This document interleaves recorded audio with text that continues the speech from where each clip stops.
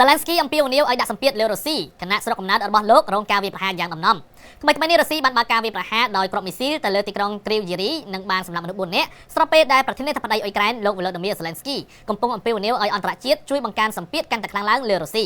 ការវាយប្រហារនេះបានផ្ដោតគោលដៅទៅលើតំបន់លំនៅឋានរបស់ពលរដ្ឋនាំឲ្យមានការបំផ្លិចបំផ្លាញហេដ្ឋារចនាសម្ព័ន្ធនានានិងមានអ្នករងរបួសជាច្រើនលោក Zelensky បានជំរុញឲ្យសម្ព័ន្ធមិត្តលោកខាងលិចបង្កើនវិធានការដាក់ទណ្ឌកម្មនិងស្នើសុំជំនួយយោធាបន្ថែមទៀតដើម្បីជួយអ៊ុយក្រែនទប់ទល់នឹងការឈ្លានពានពីសំណាក់រុស្ស៊ីលោក Zelensky បានលើកឡើងថាការវាយប្រហារនេះជាអំពើភេរវកម្មហើយបានបញ្ជាក់ថាមធ្យោបាយតែមួយគត់ដើម្បីបញ្ឈប់ការវាយប្រហារទាំងនេះគឺការបង្ខំឲ្យរុស្ស៊ីបញ្ចប់សង្គ្រាមទាំងស្រុងតែម្ដងលោកបានអំពាវនាវដល់សហរដ្ឋអាមេរិកនិងសម្ព័ន្ធមិត្តផ្សេងទៀតឲ្យជួយគាំទ្រលើចំណាត់ការនេះប៉ុន្តែអាជ្ញាធរមិនបានផ្ដល់ព័ត៌មានលម្អិតអំពីទីតាំងដែលរងការវាយប្រហារនោះទេដោយគ្រាន់តែបញ្ជាក់ថាមានការវាយប្រហារចំអគារនិងបន្លុកអគារមិនតែប៉ុណ្ណោះសូមបញ្ជាក់ថាអ៊ុយក្រែននៅតែបន្តស្នើសុំជំនួយគាំទ្រពីអន្តរជាតិបន្ថែមទៀតដើម្បីទប់ទល់នឹងការឈ្លានពានរបស់រុស្ស៊ីប៉ុន្តែគ្មានអ្នកណាដឹងច្បាស់ថាពេលណាសង្គ្រាមដ៏រ៉ាំរ៉ៃនេះអាចបញ្ចប់ជាស្ថាពរនោះទេ